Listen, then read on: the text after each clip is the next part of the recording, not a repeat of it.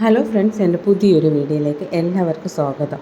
കുറച്ച് ദിവസമായി വീഡിയോസൊക്കെ ഇട്ടിട്ട് കുറച്ച് തിരക്കും അസുഖങ്ങളും ഒക്കെ ആയിട്ട് തിരക്കിലായി പോയി. അപ്പോൾ കല്യാണം എഴുതിപ്പിക്കാൻ വേണ്ടി മൂകാംബികയ്ക്ക് പോകണമെന്നുള്ളത് വന്നപ്പോഴേ തീരുമാനിച്ചൊരു കാര്യമായിരുന്നു. പെട്ടെന്ന് ഞങ്ങൾ തീരുമാനിച്ച് അങ്ങനെ പെട്ടെന്നുള്ളൊരു യാത്രയായിരുന്നു. അപ്പോൾ നൈറ്റാണ് ഞങ്ങൾ പോകുന്നത്. ഞാനും ദീപേഷും പിന്നെ ദീപേഷിൻ്റെ ചേച്ചീൻ്റെ 2 മക്കളും ഉണ്ട്. അപ്പം നമ്മളെല്ലാവരും പിന്നെ കണ്ണനും കല്യാണിയുണ്ട്. കല്യാണിയൊക്കെ നല്ല ഉറക്കമായിരുന്നു. അപ്പം ദീപേഷാണ് കുറേ ദൂരം ഡ്രൈവ് ചെയ്തത്. ഏകദേശം ഒരു 12-13 മണിക്കൂറോളമുള്ള ഡ്രൈവുണ്ട് ഞങ്ങളുടെ അവിടെ നിന്ന് മൂകാംബിക വരെ. അപ്പം നൈറ്റ് ഡ്രൈവാണ് കുറച്ചുകൂടെ സുഖമെന്ന് കരുതി ഞങ്ങൾ നിർത്തി തന്നെ പോയത്. അങ്ങനെ അവസാനം നമ്മുടെ ഡെസ്റ്റിനേഷൻ നമ്മൾ എത്തിയപ്പോഴത്തേക്കും ഏകദേശം രാവിലെ 10:30-11 മണിയോളമായി. അപ്പോൾ അവിടെ ചെന്ന് ഞങ്ങൾ റൂമൊക്കെ കണ്ടുപിടിച്ച് അതിനുശേഷം ഫ്രഷ് ആയതിനു ശേഷം ഞങ്ങൾ നേരെ മുരുടേശ്വരത്തേക്ക് പോയി. മൂകാംബിക പിറ്റേ ദിവസം രാവിലെ എഴുതിപ്പിക്കാമെന്ന് കരുതി വൈകിട്ടൊന്ന് നടയിൽ കയറണം. അങ്ങനെ ഞങ്ങൾ മുരുടേശ്വരത്തേക്ക് പോവുകയാണ്. എല്ലാവരും കൂടെ റെഡിയായതിന് ശേഷം ഇവിടെ നിന്ന് മൂകാംബികയിൽ നിന്ന് ഏകദേശം ഒരു 1.5-2 മണിക്കൂറോളമുള്ള ഡ്രൈവുണ്ട് മുരുടേശ്വരത്തേക്ക്. അപ്പം നമ്മൾ നേരെ മുരുടേശ്വരത്ത് എത്തിയപ്പോഴത്തേക്കും അവിടെ നല്ല തിരക്കായിരുന്നു കേട്ടോ. മൂകാംബികയെക്കാട്ടിയും തിരക്ക് എനിക്ക് അനുഭവപ്പെട്ടത് മുരുടേശ്വരത്താണ്. പക്ഷേ ദൈവാധീനം പോലെ നമുക്ക് എന്താ പറയുക, നല്ല സ്ഥലത്ത് തന്നെ പാർക്കിങ് കിട്ടി. ഒരുപാട് ദൂരം നടന്ന് അലയേണ്ടി വന്നില്ല. നല്ലൊരു പാർക്കിങ് കിട്ടി. നമ്മൾ സൺസെറ്റ് സമയത്താണ് അവിടെ എത്തിയത് കേട്ടോ. ഭയങ്കര രസമായിരുന്നു. നല്ല പോസിറ്റീവ് എനർജി ആയിരുന്നു. എനിക്ക് ഈ വീഡിയോസിലും റീൽസിലും ഒക്കെ കണ്ടിട്ട് മാത്രമേ ഇങ്ങനെ ഒരു അനുഭവമുള്ളൂ. എനിക്ക് എന്നെങ്കിലും ഈ റീൽസ് കണ്ടുകൊണ്ടിരിക്കുന്ന സമയത്ത് ഞാൻ ആഗ്രഹിച്ചിട്ടുണ്ട് എന്തെങ്കിലും ഇവിടെ വന്ന് മഹാദേവനെ ഒന്ന് കാണണമെന്ന്, മുരുടേശ്വരത്ത് എത്തണം എന്നുള്ളത് എൻ്റെ വലിയൊരു ആഗ്രഹമായിരുന്നു. പക്ഷെ ദൈവം സഹായിച്ച് ഇപ്പോഴെനിക്കതിന് സാധിച്ചു. അങ്ങനെ ഞങ്ങൾ എത്തി. ആവോളം കണ്ടു എന്ന് പറയാമല്ലോ. ആവശ്യം പോലെ സമയം ഞങ്ങളവിടെ സ്പെൻഡ് ചെയ്തു. ഒരുപാട് ഫോട്ടോസും വീഡിയോസും ഒക്കെ എടുത്തു. തൊട്ടടുത്ത് തന്നെ കാണാൻ പറ്റി. ഈ പടികളിങ്ങനെ കയറി അങ്ങ് ചെല്ലുമ്പോഴാണ് നമുക്ക് ശിവൻ്റെ പ്രതിഷ്ഠ കാണാൻ പറ്റുന്നത്. വലിയൊരു നമ്മുടെ ആഴിമല പോലെ അതിൽ നിന്നും വലുതാണ് കേട്ടോ ഇവിടുത്തത്. എന്താ പറയുക, ഭയങ്കര ഒരു പോസിറ്റീവ് ഫീലായിരുന്നു എനിക്ക് അവിടെ നിന്ന് കിട്ടിയത്. ഒരുപാട് നേരം നമ്മൾ അവിടെ നിന്നു. പിന്നെ എനിക്ക് തോന്നുന്നു 3 സൈഡും കടലാണ്. കടലിൻ്റെ ഒത്ത നടുക്ക് സെയിം ആഴിമല പോലെ തന്നെയാണ്. പക്ഷേ ആഴിമലയെക്കാട്ടിയും വലിയ പ്രതിഷ്ഠയാണ് ഇവിടുത്തതെന്ന് തോന്നുന്നു. ചുറ്റും ഇതേപോലെ ഇതാണ് അതിൻ്റെ ചുറ്റുപാടും ഒക്കെ ഉള്ളത്. പിന്നെ അകത്ത് തന്നെ അമ്പലമുണ്ട്. ഞങ്ങൾ കുറച്ച് നേരമൊക്കെ അവിടെ നിന്ന് സ്പെൻഡ് ചെയ്ത് കുറച്ച് ഫോട്ടോയൊക്കെ എടുത്ത് സൺസെറ്റൊക്കെ കണ്ടിട്ടാണ് അവിടെ നിന്ന് തിരിച്ചത് കേട്ടോ. കല്യാണിയൊക്കെ അവിടെ ഓടി കളിക്കുന്നുണ്ടായിരുന്നു കേട്ടോ. അതായത് കല്യാണി തൊഴുകൈയായിട്ടൊക്കെ നിന്നിട്ടുള്ള വീഡിയോസൊക്കെ എടുക്കുന്നതിന് വേണ്ടി പോസ് ചെയ്തൊക്കെ നിൽക്കുമായിരുന്നു കേട്ടോ. അവിടെ നിന്ന് ഞങ്ങൾ ഇറങ്ങിയപ്പോൾ ഉള്ളൊരു വ്യൂ ആണിത് കേട്ടോ. ഫുള്ള് ലൈറ്റൊക്കെ ആയിട്ട് നമ്മുടെ ഇവിടെയൊക്കെ ഉത്സവ സമയത്തായിരിക്കും ഇങ്ങനെയൊക്കെ വെക്കുന്നത് അല്ലേ. പക്ഷേ ഇവിടെ ഫുൾ ആ വഴി മുരുടേശ്വരത്തേക്ക് പോകുന്ന വഴി നിറച്ചുള്ളൊരു വ്യൂ ആണ് ഈ ലൈറ്റ് സെറ്റിങ്സ് ഒക്കെ. എനിക്ക് ഭയങ്കര കൗതുകമായിട്ടാണ് തോന്നിയത് കേട്ടോ. ഭയങ്കര വലിയ അമ്പലമൊക്കെ ആയതുകൊണ്ടായിരിക്കാം, എപ്പോഴും തിരക്കല്ലേ, അതുകൊണ്ടൊക്കെ ആയിരിക്കാം ഇതുപോലെ ഭയങ്കര വമ്പൻ ലൈറ്റൊക്കെ സെറ്റ് ചെയ്തേക്കുന്നത്. അതിനുശേഷം ഞങ്ങൾ മുരുടേശ്വരത്ത് നിന്ന് വന്ന് നേരെ മൂകാംബികയിലേക്ക് കയറി കേട്ടോ. രാത്രിയാണെങ്കിലും ഒന്ന് മൂകാംബിക ദേവിയെ കണ്ടിട്ട് പോകാമെന്ന് കരുതി ഞങ്ങൾ തൊഴുവാനായിട്ട് അവിടെ നിന്ന് മുരുടേശ്വരത്ത് നിന്ന് നേരെ മൂകാംബികയിലേക്ക് വന്നു. മൂകാംബികയിൽ മുരുടേശ്വരത്തെ അപേക്ഷിച്ച് വലിയ തിരക്കൊന്നും ഇല്ലായിരുന്നു. കുറച്ച് തിരക്കേ ഉണ്ടായിരുന്നുള്ളൂ. പിന്നെ രാവിലെ എഴുതിക്കുന്ന കാര്യങ്ങളെല്ലാം ഞങ്ങൾ എങ്ങനെയാണെന്നൊക്കെ തിരക്കാനായിട്ട് പോവുമായിരുന്നു. അപ്പോൾ പക്ഷേ അതും ഈ പറയുന്ന പോലെ നമുക്കൊരു ദൈവാനുഗ്രഹം ഉള്ളതുപോലെ നമ്മൾ താമസിച്ച ഹോട്ടലിൻ്റെ ഉടമയാണ് അവിടുത്തെ മെയിൻ തന്ത്രിയോ അങ്ങനെ എന്തോ ആണ് അദ്ദേഹം. അപ്പോൾ അദ്ദേഹം എല്ലാം സെറ്റ് ചെയ്ത് തരാമെന്ന് പറഞ്ഞു. അങ്ങനെ രാവിലെ ഞങ്ങൾ എഴുന്നേറ്റു. ഒരു താലമൊക്കെ വാങ്ങിച്ച് നേരെ അമ്പലത്തിലേക്ക് പോയി. ഒരു കുടുംബ പൂജ ഉണ്ടായിരുന്നു. അപ്പോൾ കുടുംബ പൂജയും എല്ലാം അവിടുത്തെ നമ്മുടെ ആ ഹോട്ടലിൻ്റെ ആ ഒരു തന്ത്രി തന്നെ എല്ലാം റെഡിയാക്കി തന്നു. കുടുംബ പൂജയും അദ്ദേഹം തന്നെ ചെയ്തു തന്നു. അപ്പോൾ പൂജ നടത്തിയതുകൊണ്ട് തന്നെ നമുക്ക് തിരക്കിൽ നിൽക്കാതെ നേരെ അമ്പലത്തിലേക്ക് കയറാം. അതുപോലെ ഞങ്ങൾ നേരെ അതെല്ലാം കഴിഞ്ഞതിന് ശേഷം കല്യാണീനെ എഴുത്തിനിരുത്താനായിട്ട് പോയി.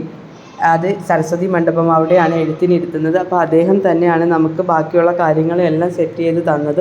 അതുകൊണ്ട് തന്നെ നമുക്ക് ഒരുപാട് സമയം ഇതിനൊന്നും വേണ്ടി കളയേണ്ടി വന്നില്ല. ഒന്നിനും ഒരു തടസ്സമില്ലാതെ ദേവി നമ്മളെ അങ്ങോട്ടേക്ക് വിളിച്ച് ഇതെല്ലാം ചെയ്യിപ്പിച്ച് തന്നതുപോലെയാണ് എനിക്ക് ഫീൽ ചെയ്തത്.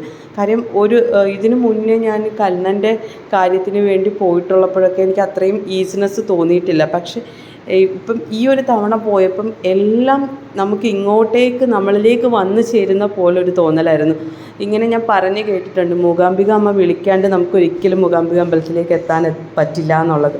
ദൈവം ഞങ്ങളെ സത്യം പറഞ്ഞാൽ ആ ഒരു സമയത്ത് ആ ഒരു ദിവസം പോകാൻ പറ്റും എന്നുള്ളതിൽ പോലും ഒരു ഉറപ്പുമില്ലായിരുന്നു. പക്ഷേ ഇങ്ങോട്ടേക്ക് ദേവി വിളിച്ച് ഞങ്ങൾക്ക് ആവോളം കണ്ട് അനുഗ്രഹം വാങ്ങിക്കാൻ പറ്റി. ഒരുപാട് നേരം നിന്ന് തൊഴാൻ പറ്റി. കാര്യം ആ ഒരു ആളിനെ നമ്മളിലേക്ക് എത്തിച്ച് തന്നു. നമുക്ക് ആ സമയത്തേക്ക് കുടുംബ പൂജ ചെയ്തതുകൊണ്ട് തന്നെ അദ്ദേഹം നമ്മളെ സെപ്പറേറ്റ് മാറ്റി നിർത്തി ദേവിയെ തൊഴാനുള്ളൊരു സൗകര്യം ഒരുക്കി തന്നു. ആവോളം തൊഴുതതിന് ശേഷമാണ് ഞങ്ങൾ അവിടെ നിന്ന് തിരിച്ച് വന്നത്. അവിടുത്തെ ആ ഒരു ഹോട്ടലിൻ്റെ പേര് ശ്രീശാന്തി ഹോട്ടൽ അങ്ങനെ എന്തോ ആണ് അതിൻ്റെ പേര്. അപ്പോൾ അദ്ദേഹത്തിൻ്റെ കാർഡും കാര്യങ്ങളും എല്ലാം അദ്ദേഹം തന്നു. ഇനി വരുമ്പോഴും നമ്മുടെ റിലേറ്റീവ്സോ ഫ്രണ്ട്സോ ആരെങ്കിലും ചെല്ലുമ്പോഴും ഈ നമ്പറിൽ കോൺടാക്റ്റ് ചെയ്ത് കഴിഞ്ഞാൽ എല്ലാ സൗകര്യങ്ങളും ഒരുക്കി കൊടുക്കാമെന്ന് പറഞ്ഞു. അതിനുശേഷം രഥം ഉരുട്ടുന്നതാണ് കേട്ടോ. അതാ ഞാൻ പറഞ്ഞത്, എനിക്ക് കഴിഞ്ഞ തവണ പോയപ്പോഴും ഈ രഥം ഉരുട്ടുന്നത് ഞാൻ കണ്ടു എന്നല്ലാതെ അതിലൊന്ന് തൊടാൻ എനിക്ക് സാധിച്ചില്ല. ഇത്തവണ എനിക്ക് അതിനും സാധിച്ചു. ആ ഒരു കയറിൻ്റെ ഒരു അറ്റം എനിക്ക് പിടിക്കാൻ പറ്റി. അതൊക്കെ എൻ്റെ വലിയൊരു ഇതായിട്ടാണ് എനിക്ക് തോന്നുന്നത്. ആ സമയത്ത് പെട്ടെന്ന് ഓടിച്ചെന്ന് ഞങ്ങൾക്കത് ചെയ്യാൻ പറ്റി. ശേഷം കുറച്ച് നേരമൊക്കെ ഞങ്ങൾ അമ്പലത്തിൽ നിന്നു, അമ്പലത്തിൽ തൊഴുതു, നന്നായിട്ട് പ്രാർത്ഥിച്ചു. അതിനുശേഷം ഞങ്ങൾ നേരെ അവിടെ നിന്ന് ഇറങ്ങി നേരെ വീട്ടിലേക്ക് പോകാമെന്ന് വിചാരിച്ചു. അങ്ങനെ അമ്പലത്തിലെ കാര്യങ്ങളെല്ലാം കഴിഞ്ഞതിന് ശേഷം നേരെ ഹോട്ടലിൽ പോയി തന്ത്രിയോട് യാത്രയൊക്കെ പറഞ്ഞു.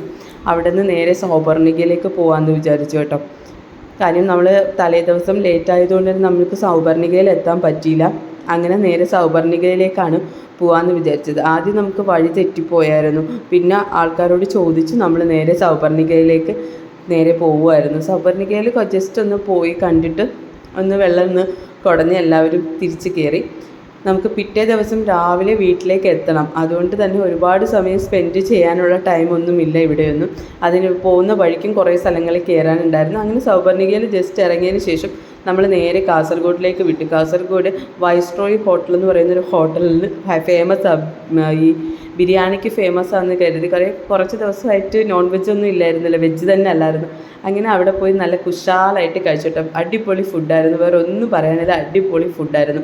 അങ്ങനെ കാസർഗോഡ് തന്നെ കറങ്ങി നടന്നപ്പോൾ ബേക്കൽ ഫോർട്ടിൻ്റെ ഒരു ബോർഡ് കണ്ടു. ബേക്കൽ ഫോർട്ട് ഇവിടെ അടുത്താണെന്ന് കണ്ടിട്ട് അപ്പോൾ നമ്മൾ വിചാരിച്ചു ജസ്റ്റ് ഒന്ന് ബേക്കൽ ഫോർട്ടിലൂടെ ഇറങ്ങിയിട്ട് പോവാം. ഇങ്ങനെ ബുക്കുകളിലൊക്കെ വായിച്ച് പഠിക്കാനുള്ളതിലൊക്കെ അറിഞ്ഞ് മാത്രമേ ഈ ബേക്കൽ ഫോർട്ട് കണ്ടിട്ടുള്ളത്. എന്താ സംഭവം എന്ന് അറിയണത്. പിന്നെ നമ്മൾ കുറേ സിനിമകളിലും പാട്ട് സീനുകളിലും ഒക്കെ ബേക്കൽ ഫോർട്ട് കണ്ടറിയാം. അപ്പോൾ ഞാൻ പറഞ്ഞെങ്കിൽ നമുക്ക് ബേക്കൽ ഫോർട്ടിലൂടെ ഒന്ന് ജസ്റ്റ് ഇറങ്ങിയിട്ട് പോവാം. നമുക്ക് ഒരുപാട് നേരമൊന്നും സ്പെൻഡ് ചെയ്യേണ്ട, കുറച്ചൊന്ന് കണ്ടിട്ട് പോവാം. ഇതെന്താ സംഭവം എന്ന് അറിയണമല്ലോ, ഇതുവരെ എത്തിയതല്ലേ. അവിടെ നിന്ന് തൊട്ടടുത്തുമായിരുന്നു. അങ്ങനെ ഞങ്ങൾ ജസ്റ്റ് എല്ലാവരും കൂടി ബേക്കൽ ഫോർട്ട് ഇറങ്ങി അവിടെ കുറച്ച് ഫോട്ടോസും കാര്യങ്ങളൊക്കെ എടുത്ത് അതൊക്കെ കണ്ടു.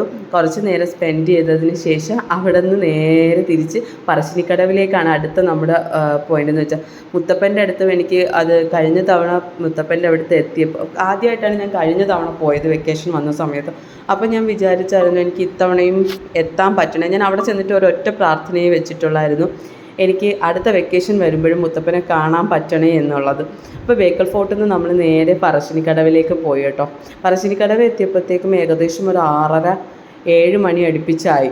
ആ സമയത്ത് മുത്തപ്പൻ എത്തിയിട്ടുണ്ടായിരുന്നു, വെള്ളാട്ടമോ അങ്ങനെ എന്തോ ആയിരുന്നു. അപ്പം അങ്ങനെ പറശ്ശിനിക്കടവും കയറാൻ പറ്റി, മുത്തപ്പനെയും കാണാൻ പറ്റി. അങ്ങനെ ഒരു ഭയങ്കര ഒരു ദൈവീകം ഉള്ള ഒരു യാത്രയായിരുന്നു കേട്ടോ. എല്ലായിടത്തും നമുക്കൊരു തടസ്സവും ഫീൽ ചെയ്യാതെ എല്ലാം കണ്ടിട്ട് ഇറങ്ങാൻ പറ്റി. അതിനുശേഷം ഇവർക്ക് എല്ലാവർക്കും കോഴിക്കോട് ബീച്ചിലൊന്ന് പോകണമെന്നുണ്ടായിരുന്നു.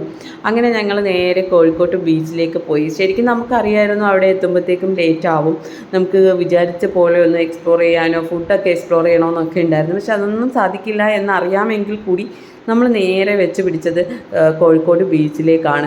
കാര്യം എനിക്ക് അവിടുന്ന് മറ്റേ ചിരണ്ടി ഐസോ അങ്ങനെ എന്തോ അത് കഴിക്കണമെന്ന് ആഗ്രഹം ഉണ്ടായിരുന്നു. അതുപോലെ തന്നെ കല്ലുമ്മക്കായും കഴിക്കണമെന്ന് ആഗ്രഹം ഉണ്ടായിരുന്നു. പോയി നോക്കാം, കിട്ടുമെങ്കിൽ കിട്ടട്ടെ എന്ന് വിചാരിച്ചു. അങ്ങനെ നേരെ ഞങ്ങൾ കോഴിക്കോട് ബീച്ചിലെത്തി. കോഴിക്കോട് ബീച്ചിൽ ആരും കാണില്ല എന്നാണ് ദീപേഷ് പറഞ്ഞത്. പക്ഷേ ഭയങ്കര ആളായിരുന്നു, നല്ല തിരക്കുണ്ടായിരുന്നു. കാരണം 11 മണിയായി ഞങ്ങൾ കോഴിക്കോട് ബീച്ചിലെത്തിയപ്പോൾ. എങ്കിൽ കൂടി അവിടെ നല്ല തിരക്കുണ്ടായിരുന്നു, അത്യാവശ്യം കടകളും കാര്യങ്ങളും എല്ലാം ഉണ്ടായിരുന്നു. അങ്ങനെ ഞങ്ങൾ നേരെ ചിരണ്ടി ഐസോ, എന്താണ് ഈ ഐസിൻ്റെ എനിക്കറിയില്ല ശരിക്കും അതിലുള്ള പേര്, പക്ഷെ ഇങ്ങനെ വീഡിയോസിലും റീൽസിലും ഒക്കെ കണ്ടതുകൊണ്ട് തന്നെ അത് കഴിക്കാനൊരാഗ്രഹം ഉണ്ടായിരുന്നു. അത് കോഴിക്കോട് നിന്ന് തന്നെ കഴിക്കണമെന്നുള്ളൊരാഗ്രഹം ഉണ്ടായിരുന്നു. അതുകൊണ്ട് തന്നെ നമ്മൾ അവിടെ പോയി ഇങ്ങനെ ഈ ഐസ് ഇങ്ങനെ ചുരണ്ടി തരും. എന്നിട്ട് അതിലേക്ക് എന്നോട് ചോദിച്ചു മധുരം വേണോ എരിവ് വേണമെന്ന്. അപ്പം കുട്ടു എൻ്റെ അടുത്ത് പറഞ്ഞു രണ്ടും കൂടി മിക്സ് ചെയ്തിട്ടുള്ളതാണ് ടേസ്റ്റ് എന്ന് പറഞ്ഞു. അങ്ങനെ ഞങ്ങൾ രണ്ടും കൂടി മിക്സ് ചെയ്തിട്ടുള്ള ഒരെണ്ണം വാങ്ങിച്ചു. പച്ചമുളകും ഒക്കെ ഇട്ടിട്ടുള്ളതായിരുന്നു. പക്ഷെ നല്ല ടേസ്റ്റ് ഉണ്ടായിരുന്നു. അത് കഴിഞ്ഞ് ഞങ്ങൾ നേരെ വീട്ടിലേക്ക് ഒരൊറ്റ വിടലായിരുന്നു കേട്ടോ. പിറ്റേന്ന് രാവിലെ ഞങ്ങൾ വീട്ടിലേക്ക് എത്തി. ഒരു 10-10:30ക്കുള്ളിൽ നാട്ടിലെത്തി. അപ്പോൾ നിങ്ങൾക്ക് എൻ്റെ വീഡിയോസ് ഇഷ്ടപ്പെടുകയാണെങ്കിൽ ലൈക്ക് ചെയ്യുക, ഷെയർ ചെയ്യുക, സബ്സ്ക്രൈബ് ചെയ്യുക.